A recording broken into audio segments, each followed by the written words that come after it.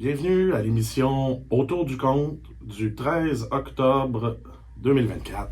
Francis Desilets au micro et je suis très heureux aujourd'hui d'être en très bonne compagnie avec l'ami Éric Michaud. Bonjour, merci de me recevoir, ami Francis Desilets. Ouais, parce qu'on vous fera pas de cachette. Mettons que ça fait pas loin de 25 ans qu'on se connaît Quand même. et qu'on a traversé toutes sortes de belles aventures ensemble. Autour d'un micro ou alentour d'autres choses. On aura peut-être le temps d'en discuter. Là. Peut-être pendant plusieurs émissions, je pense. Ouais, peut-être, ouais. On fera une spéciale à un moment donné, Geek Brune, comme on a souvent dit. Hey, ça, faut faire ça. Ça, faut faire ça. Alors, Éric Michaud, roi des menteurs, conteur, humoriste. Ben, je dirais conteur, humoriste ensemble. Ensemble, hein? Ouais, c'est ça. J'utilise beaucoup l'humour pour mes affaires, mais on pourrait en parler un petit peu de ce titre-là, ouais. Ouais. Et l'année prochaine, 30 ans de carrière de conte. Ouais, 30 ans. Depuis 1995. Quand même, c'est beaucoup de métiers pour un gars qui a à peine 28 ans. Ben oui, c'est ça la grosse menterie de la journée, ça. C'est ça. On fait la grasse menterie au lieu de la grasse matinée. Alors, écoute, Éric, sans plus tarder, remontons donc aux sources du conte. J'aimerais ça qu'on aborde le fait que si tu es là aujourd'hui, c'est probablement à cause d'un jour de pluie à l'école. Hey, oui, c'est un peu hallucinant, puis même on peut remonter plus loin que ça. J'étais bien gêné, moi, au primaire. Et puis, mon prof en sixième année disait, si vous faites des numéros le vendredi après-midi, on ne fait pas de mathématiques. Personne ne voulait faire ça, des mathématiques. Moi, je faisais des numéros d'Yvon Deschamps. On avait des disques d'Yvon Deschamps à la maison. Je faisais des numéros d'Yvon Deschamps que je comprenais à moitié. Mais mes amis aimaient ça, puis le prof aussi, puis il me demandait à chaque semaine d'en refaire. Ça m'a dégêné. Puis au secondaire, ben là, j'ai commencé à faire de l'art, j'ai commencé à faire de l'improvisation, j'ai commencé à me déjeuner un petit peu plus.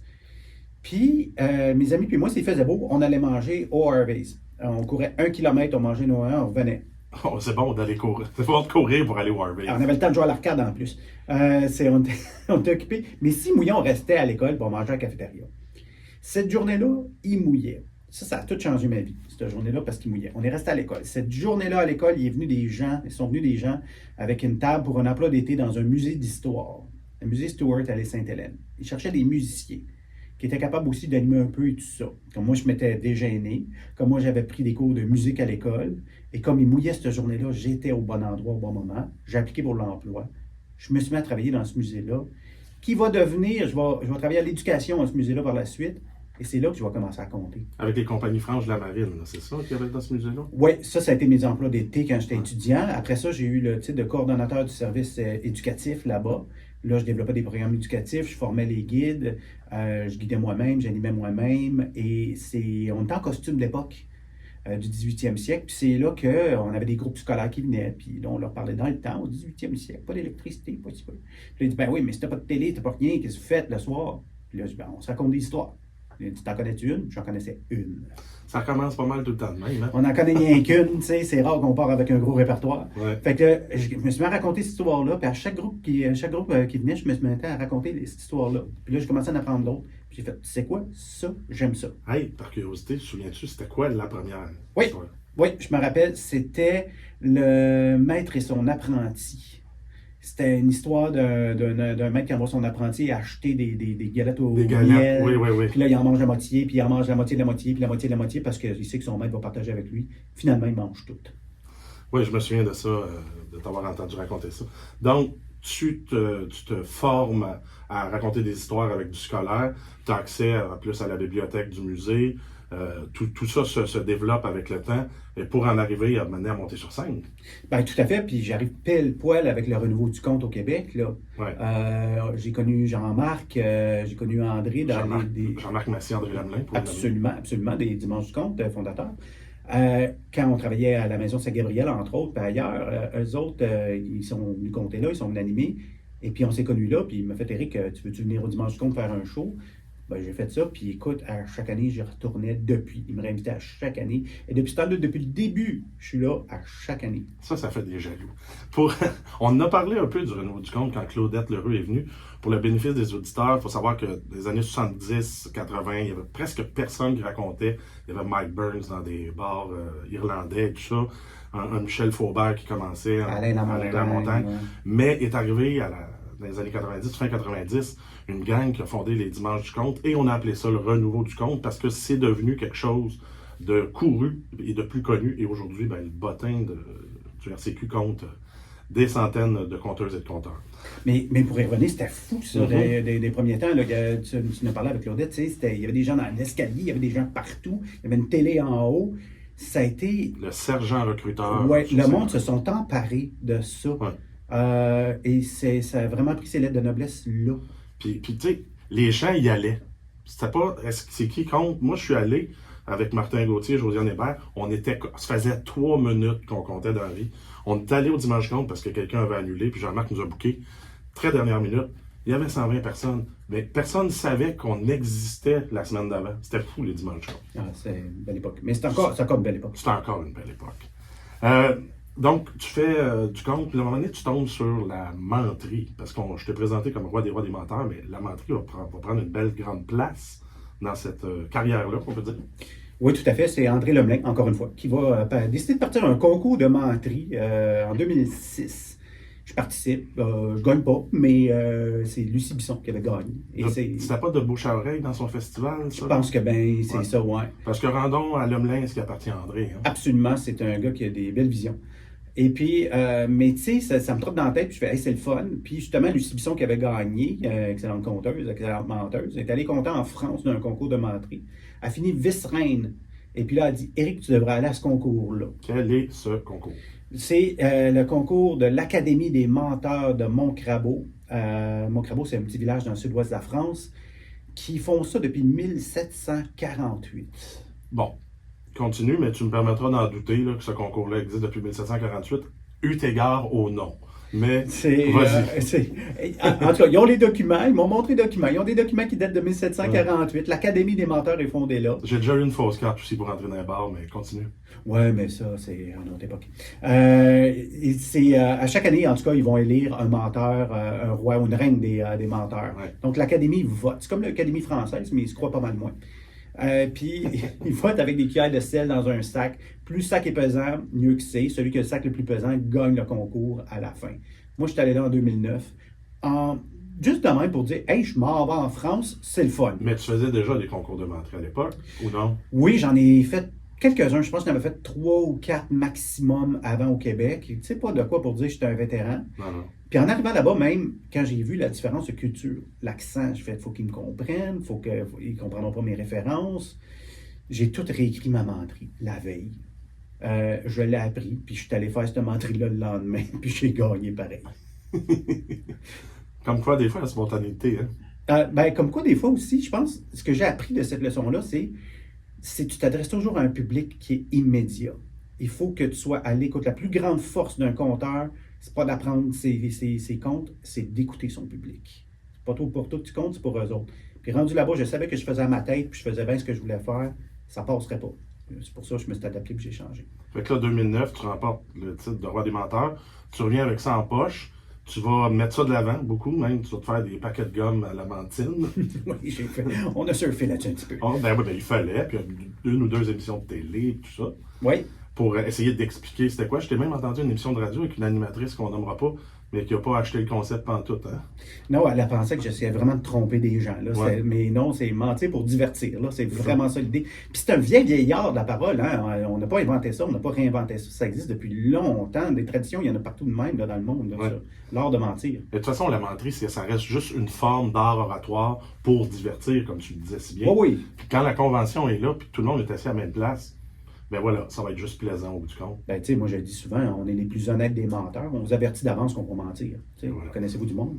Mais là, 2009, roi des menteurs, mais ça, c'était pas assez pour toi, ça.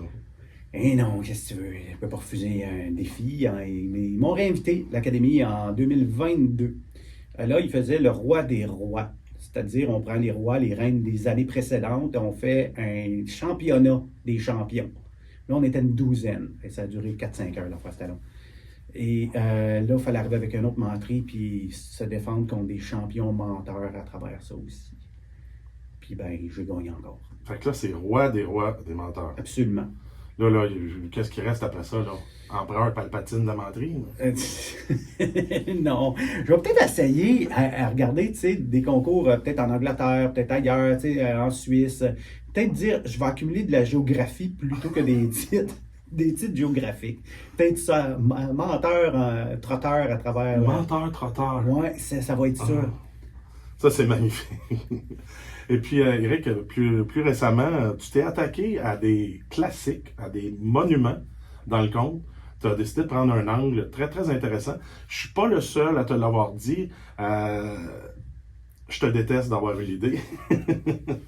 D'une détestation tout amicale, mais tu t'es attaqué, pardon, au conte de fées.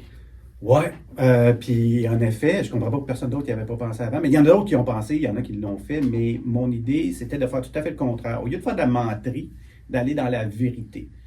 Puis, tu sais, quand on regarde les versions, puis tu sais, on se connaît, on travaille en histoire aussi, là, c'est tout intéressant de voir la source première de l'affaire. Quand on voit les versions de ces contes de fées-là, des années 1800, des années 1600, même du Moyen Âge, tu fais, c'est épouvantable. Oui, parce qu'il faut le dire, hein, Walt Disney est passé là-dedans, puis a arrondi les coins, puis a ajusté les angles un peu. Là. Absolument. Walt Disney, là, c'est le filtre que les gens se mettent sur leur photo Instagram. C'est ça. Ça paraît un peu. Ça paraît, puis t'as pas de l'air de dessus dans la vie. Non. Fait que c'est exactement. Disney a rien inventé. Il a pris des contes qui existaient déjà, les a transformés, que ça soit beau pour toute la famille. Mais, tu sais, on regarde les origines, c'était quand même pour toute la famille, mais d'une autre époque. Ben oui, mais c'est parce que les contes à cette époque-là, même jusqu'à tout récemment, mettons qu'un bonhomme 7 heures, c'est des avertissements aussi pour les enfants et pour les grands et pour les femmes et pour tout le monde de dire attention, il peut se passer quelque chose de terrible si tu poses tel geste. Absolument. Il y a de ça beaucoup aussi. Il y a toujours une moralité ou une forme d'éducation, et je vais toujours le dire, le conte est toujours dans son espace géographique et toujours dans son temps. Fait qu'il va parler de ce qui se passe dans ce moment-là, à cet endroit-là. Tu disais de moralité, mais beaucoup de fatalité aussi. Hein? Il y a des gens qui payent de leur vie, de leurs membres. Ça revole un peu. Oui, mais il y a une certaine forme de justice, je dirais, dans ces contes-là. Souvent, le bien est récompensé, le mal est sévèrement puni. Et ça, c'est un gros fun à raconter parce que ça brasse. Ça brasse, puis je raconte même dans les écoles, puis ça fonctionne très bien. Ouais, j'irai voir ce qui arrive aux belles-sœurs de Cendrillon dans cette optique. C'est pas le pire. Alors, ça s'appelle La véritable et terrifiante histoire des contes de fées, par Éric Michaud. J'ai vu d'ailleurs le spectacle et c'est magnifique. Suivez ça. Et sinon, juste avant qu'on passe à une chanson et ensuite à ton conte, Éric, tu vas être entendu à nouveau à ce micro, à cette antenne, puisque tu vas, au cours de l'année, me faire des chroniques. Ouais, je vais te faire des chronimenteries. C'est-à-dire, je vais venir te parler de gens qui... Des menteurs dans l'histoire, des gens qui ont menti pour leur bénéfice, mais qui ne sont pas connus. Des fois, on imagine juste des politiciens ou des trucs de même. Non. Il y a eu des champions dans l'histoire. Tu connais ma passion pour l'histoire? Je la connais, on la partage depuis très longtemps. Absolument. Fait que je vais venir te parler de menteurs à travers l'histoire ou des espèces de hoax qu'il y a eu, puis des affaires comme ça. On va jaser d'histoire, mais ça va être le fun. Excellent. Écoute, avant qu'on passe à ton conte, à ton histoire que tu vas nous faire, on va écouter une chanson. Est-ce que Fred en région est prêt? Écoutez, on la présente pas, on en parlera après.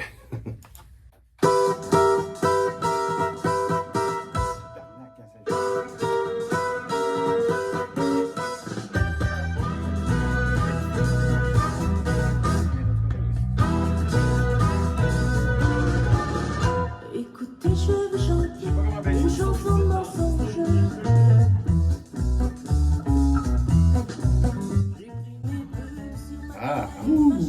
C'était le party à Sylvère.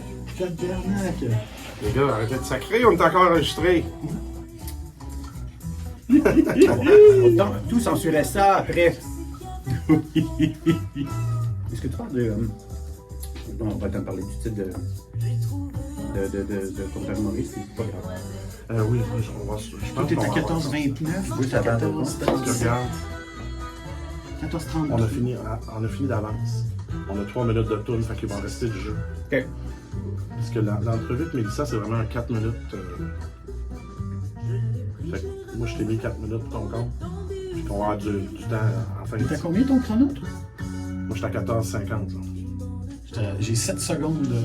T'es 7 secondes d'avance sur moi. OK. J'étais à 15,03, 04, 05, 6. OK, ben, je vais le prendre en compte. Cette chanson-là.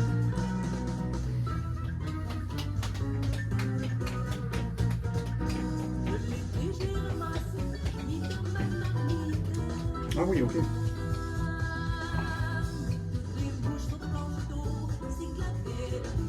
Ben, c'est ça, j'ai entendu que la musique du thème parte. Oui, c'était parfait, ça, c'est sûr. J'ai pesé sur play, mais probablement que tu as commencé juste un peu avant. J'ai pesé sur d'enregistrer. play, ok, pour ça. Ok. Puis, t'as pas besoin de dire Fred s'il est prêt. Non, mais je voulais juste te nommer. Tu fais exprès de te C'est nommer. un pouf d'amène, là, ça Luc. Je t'ai pas nommé 2 premières émissions, là. Faut que je me reprenne. C'est le fun. You.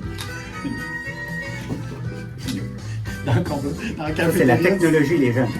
Dans le cafétéria de CISM, ça va être marqué. Vous cherchez un metteur en ondes, ne pas appeler Frédéric Lalumière. Ils vont mettre ta photo. Il n'a pas contacté. Moi, c'est ça, ne pas contacter. Mine de rien, ils viennent de nommer une autre station de radio communautaire. J'ai dit CISM? Ouais. Ah, c'est bon, hein? C'est Regarde, c'est écrit, là. Oui, évidemment, on parlait de CKC. Ouais. 730. CKC Sport. J'ai écouté beaucoup. C'est JMS. C'est CQT aussi, j'écoutais beaucoup. Combien de temps encore avant la fin du 55 film? secondes. Parfait.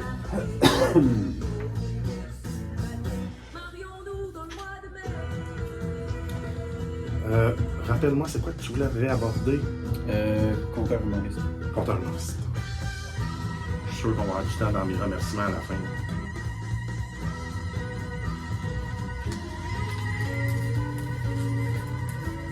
Donne-toi fort.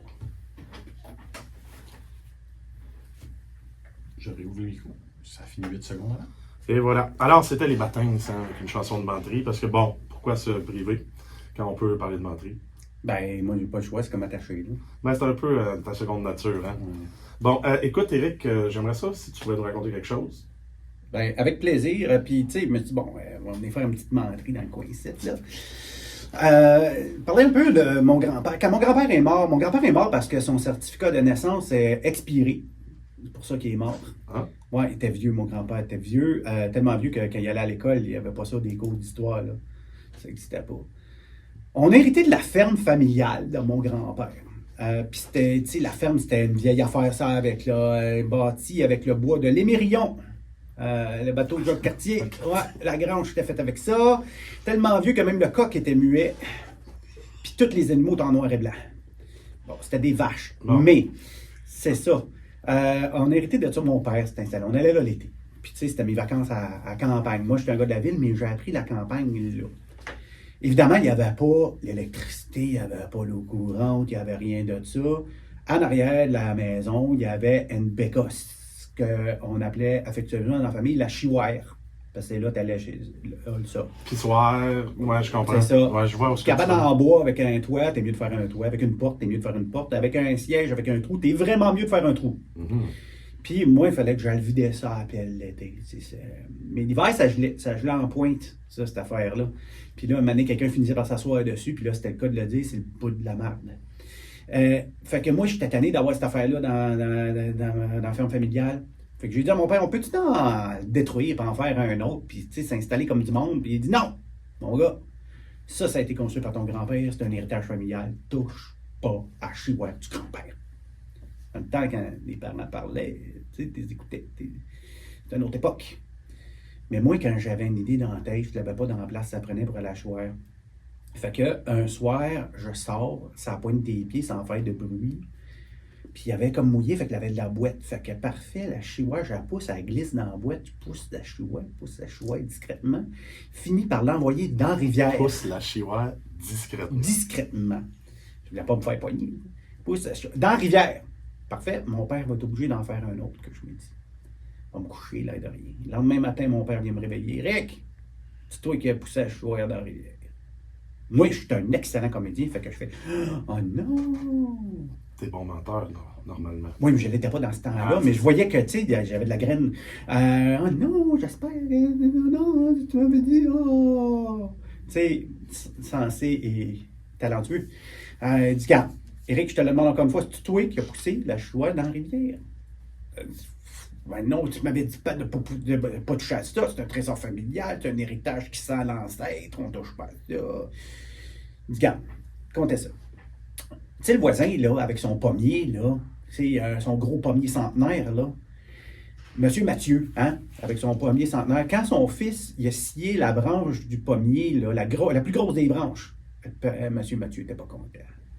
Mais son fils, il a avoué. Qu'est-ce qu'on dit, hein? Crime avoué, faute avouée, ta moitié. Pardonnez. Bon, tu vois que tu as fait de belles niaiseries toi aussi dans ta vie. Ou que j'ai entendu déjà son histoire. Il dit, je te le demande encore une fois, c'est toi qui as poussé la chouette dans la rivière. Là, me sens mal, me sens obligé d'avouer. J'avoue, c'est moi. Mon père me ramasse les claques, patapif, patapaf. Il dit, voyons donc, j'ai avoué, péché, avoué, ta moitié pardonné. Il dit, m'en fous de ça, patif, pataf. Il dit, ouais, mais monsieur Mathieu, il a pardonné à son fils, c'est pas la même affaire. Puis là, il dit, comment ça, c'est pas la même affaire? Il dit, parce que monsieur Mathieu, lui, il était pas assis sa branche quand l'autre le sciait. Fait que, si vous demandez comment a fini ma situation, comme mon père, j'étais dans la merde. C'est ça que je suis venu faire à la radio aujourd'hui, une histoire de ça. C'est magnifique.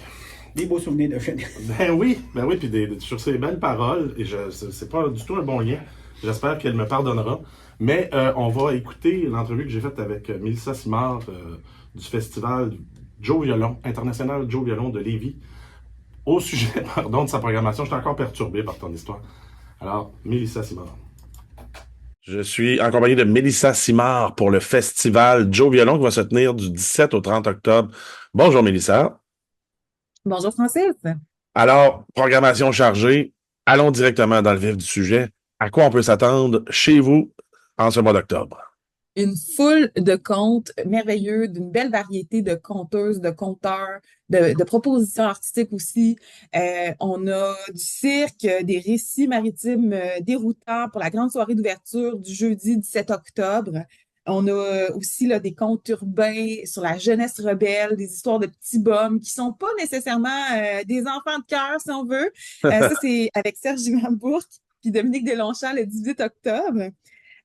Pour le concours de légende qui revient le 27 octobre aussi au Vieux Bureau de Poste. Magnifique salle qu'on est content d'avoir comme partenaire. Ah, j'ai adoré compter là, moi, c'est vraiment magnifique. C'est une belle salle, hein?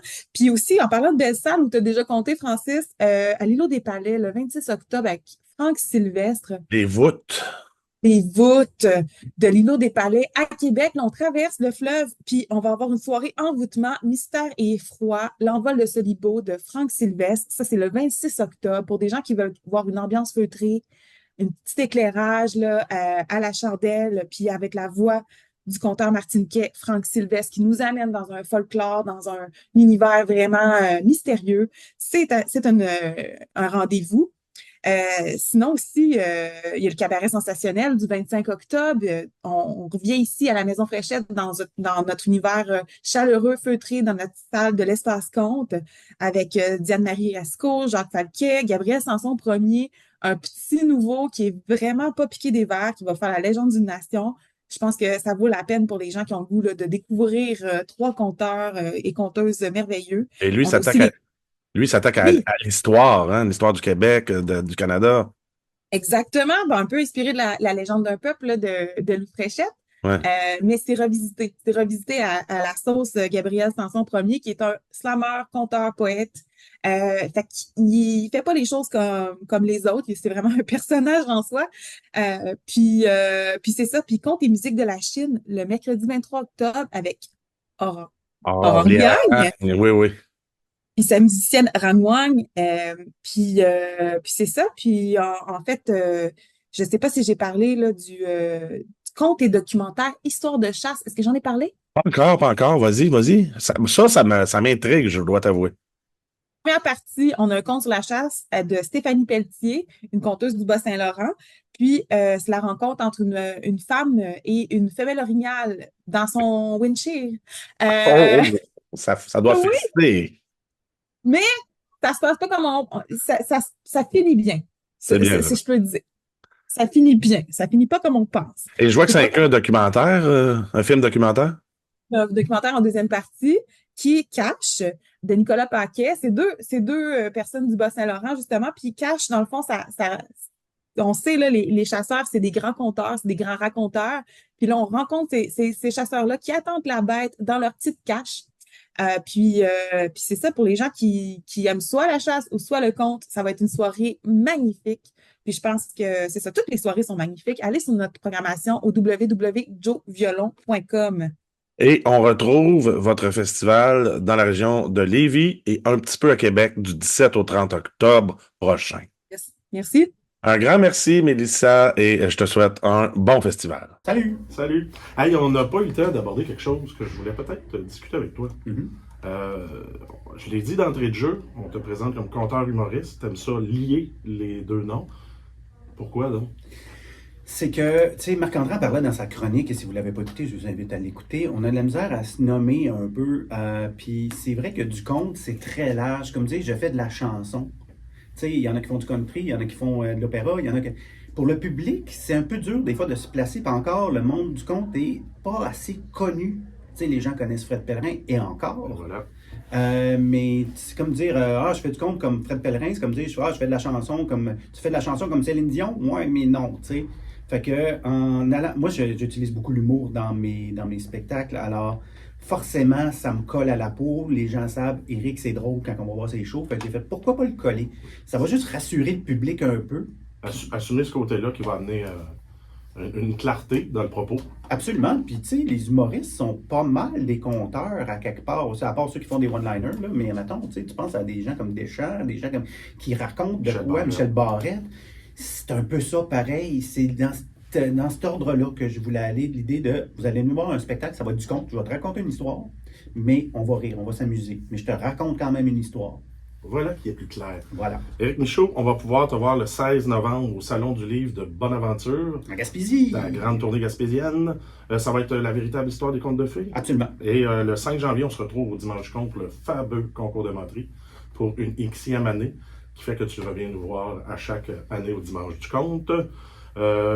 Surveiller les festivals qui s'en viennent, Joe Violon et les jours sont comptés en Estrie. C'est plutôt la semaine prochaine que ça commence, mais on surveille ça. Nous, ce soir, au Dimanche du Conte, on a notre invité qu'on a reçu ici à la première édition, c'est Valérie Deschamps, qui va nous faire son spectacle Team Madame ce soir au Dimanche du Conte.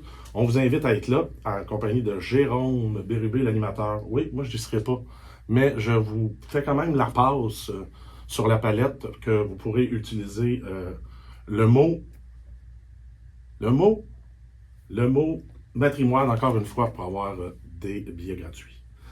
Une paire de billets gratuits qu'on vous laisse. Alors, après une semaine bien remplie, une fin de semaine, on se retrouve autour du compte à 17h le dimanche.